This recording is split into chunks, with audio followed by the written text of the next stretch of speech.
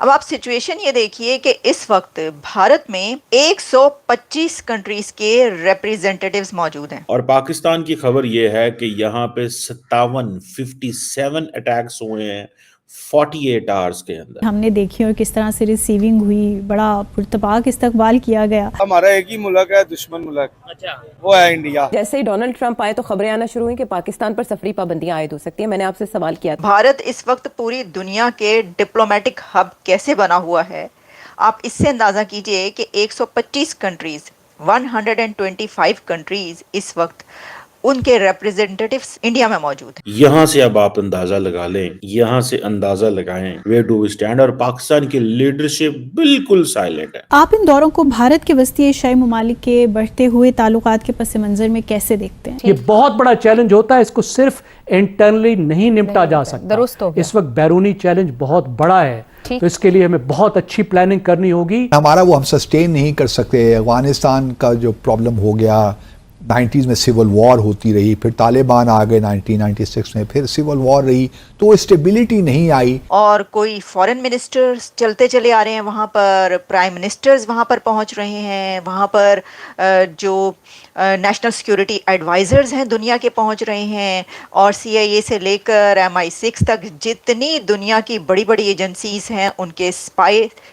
Masters वहां पर पहुंच रहे हैं। आपको पता है रायसीना डायलॉग के अंदर there is everyone virtually but no one from Pakistan, that is called the isolation. ये इंडिया ने आइसोलेशन का मुकाम कर दिया पाकिस्तान। कैसे? ये कैसे है? ये ऐसे है कि वहां पर एक तो आप जानते हैं कि भारत में इस वक्त तुलसी गैबर्ट पहुंच चुकी हैं, national security adviser of America. ये जो आइडिया है रायसीना डायलॉग का, आप इसी को अंदाजा लगा लें। They want to make everyone is here, everyone is in India. और आपको पता है कि इसका एजेंडा क्या है? यानी जो उनका एजेंडा है वहां पर, उस एजेंडे में ये भी शामिल है कि टेररिज्म को, दहशतगर्दी को कैसे टैकल किया जाए। नमस्कार, जय हिंद दोस्तों। तो दोस्तों, इस समय भारत में रायसीना डायलॉग 2025 का भव्य आयोजन हो रहा है। इस सम्मेलन को भारत के विदेश मंत्रालय द्वारा आयोजित किया जाता है। इस सम्मेलन की अहमियत का अंदाजा आप इसी बात से लगा सकते हो कि खुद न्यूजीलैंड के PM क्रिस्टोफर लक्सन इस सम्मेलन के चीफ गेस्ट हैं। यही नहीं, इसके अलावा अमेरिका की नेशनल इंटेलिजेंस चीफ तुलसी गबार्ड सहित 30 देशों के विदेश मंत्री के अलावा 125 देशों के लगभग 3500 से ज्यादा लोग इस सम्मेलन में हिस्सा लेंगे। दोस्तों, रायसीना डायलॉग किसी देश में इतने बड़े पैमाने पर होने वाला दुनिया का इकलौता सम्मेलन है। यह सम्मेलन भारत सरकार के लिए अंतर्राष्ट्रीय मुद्दों पर अपनी अहमियत और स्थिति बताने के लिए सबसे अहम मंच है। दुनिया भर में पॉलिसी मेकर और जियो पॉलिटिक्स में अहम भूमिका निभाने वाले लोगों की इस सम्मेलन पर पैनी नजर रहती है। इस सम्मेलन के जरिए दूसरे देशों और अंतर्राष्ट्रीय मामलों के विशेषज्ञों को आने वाले समय में भारत सरकार की प्राथमिकता को लेकर जानकारी मिलती है। दोस्तों, रायसीना डायलॉग भारत को कूटनीतिक स्तर पर भी काफी मजबूती प्रदान करता है और बताता है कि भारत दुनिया की राजनीति में अपना अच्छा खासा प्रभाव रखता है। अब दहशतगर्दी हो रही है पाकिस्तान के अंदर। 50 स्पाई बॉसेस अगर इंडिया में इस वक्त मौजूद हैं तो 57 टेररिज्म के अटैक्स हुए हैं पाकिस्तान में। जाफर एक्सप्रेस के बाद से लेकर अब तक 48 टू 58 आवर्स कह लें, 48 टू 50 आवर्स के अंदर 57 से ज़्यादा हमले हो चुके हैं पाकिस्तान के अंदर। और दूसरी तरफ दुनिया के 50 बेहतरीन सिक्योरिटी एजेंसीज के बॉसेस मौजूद हैं भारत के अंदर। आप इससे अंदाज़ा कर सकते हैं कि एक कहाँ पर है मुल्क और एक कहाँ पर है। यानी हम जो ये बात कहते हैं तो क्या हम ये गलत कहते हैं कि आप कहाँ रह गए और वो कहाँ निकल गए? धूल चटा दी है भारत ने अगर ये देखा जाए तो। यानी एक तरफ आप ये इल्ज़ाम लगा रहे हैं, आप ये कह रहे हैं कि भाई जाफर एक्सप्रेस का जो हमला हुआ है वो उसके पीछे भारत है, वो वहाँ से हुआ है। फिर उसके अभी मैं देख रही थी अफ़गानिस्तान के ऊपर भी इल्ज़ाम लग रहे थे। अफ़गानिस्तान से कोई बातचीत भी शायद की गई है, उनसे कहा गया है, कोई काबुल की जो लीडरशिप है उससे कोई बातचीत हो रही है जिसमें कहा गया है कि आप क्यों नहीं रोक रहे दहशतगर्दों को।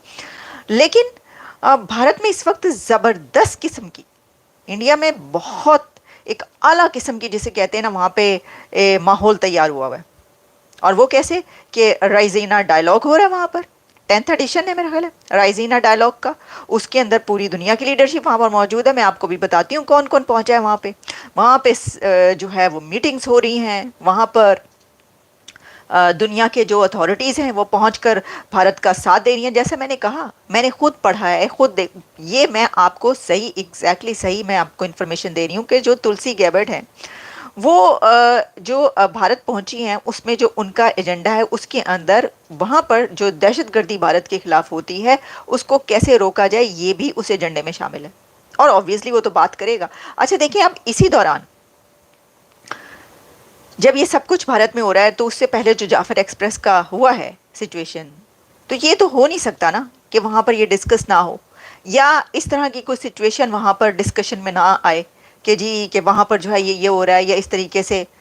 तो देखिए वहाँ पे क्या होगा आपको पता है, वहाँ पे भारत फ़ौरन ये सवाल उठाएगा उनसे कि देखें ये तो दहशतगर्दी हमारे खिलाफ करते रहे, हम तो आपके पास आके कहते रहे और अब जो है ये जो इन्होंने खुद पालें और सब किया है तो देखें इनके साथ क्या हो रहा है।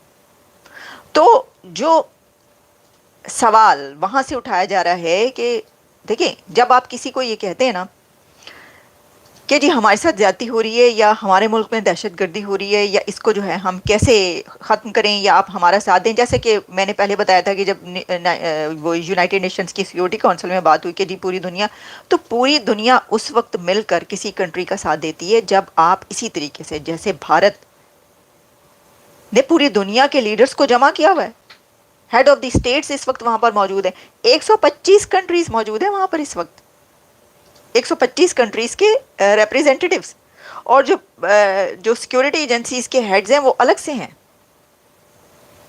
मैं आपको एग्जैक्टली ये ज़रा थोड़ा सा हम इसके ऊपर क्योंकि बात करें तो इसकी थोड़ी सी डिटेल्स भी मैं आप तक पहुंचाती चलूं कि जो इस वक्त जो है दी फॉरेन मिनिस्टर्स ऑफ फिलीपींस और फिर मतलब आप अगर कंट्रीज़ के नाम लेना शुरू करेंगे, यूके, ऑस्ट्रेलिया, अफ्रीकन कंट्रीज़, हर जगह के जो रिप्रेजेंटेटिव्स हैं वहाँ पर मौजूद हैं। जो रणधीर जायसवाल हैं उनके एक्सटर्नल अफेयर्स स्पोक्स पर्सन जो हैं उन्होंने फिर ट्वीट किया, उस पर उन्होंने कहा कि जो लोग हैं किस किस से मुलाकातें हुई। डॉक्टर जयशंकर हर थोड़ी देर के बाद, हर 20 मिनट के बाद डॉक्टर जयशंकर अपनी एक ट्वीट उसके ऊपर तस्वीर शेयर करते हैं और बताते हैं कि वो अब किसके साथ खड़े हैं, अब वो कौन से कंट्री के रिप्रेजेंटेटिव के साथ, कौन सी कंट्री के फॉरेन मिनिस्टर के साथ मौजूद हैं।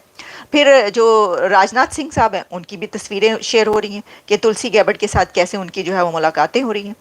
और इसके अंदर जो है representatives from about 125 countries including ministers, former heads of the state and heads of governments, military commanders, captains of industry, technology leaders, academics, journalists, scholars and on strategic affairs के जो experts हैं वो experts from leading think tanks and youth वो participate करिए इसमें राइजीना dialogue में। तो ये मैं आपको बता रही हूँ कि वहाँ पर क्या हो रहा है। आप ये देखिए कैसा उन्होंने जो है एक जमगट्ठा लगाया, सितारों का जमगट्ठा है ये, पूरी दुनिया की जो क्रीम है उन्होंने बुला ली है वहाँ पे जो है वो सभी इकट्ठे हैं और वो अपने मसाइल भी डिस्कस कर रहे हैं। सबसे बड़ी बात तो ये कि वो कैसे आगे और बढ़ें। देखें ये बात अपनी जगह पर, कंपैरिजन नहीं हो सकता, ठीक है, ये हम कहते हैं कि पाकिस्तान उसका जी कंपैरिजन नहीं हो सकता, सभी ये बात करनी चाहिए, लेकिन तो क्यों नहीं हो सकता।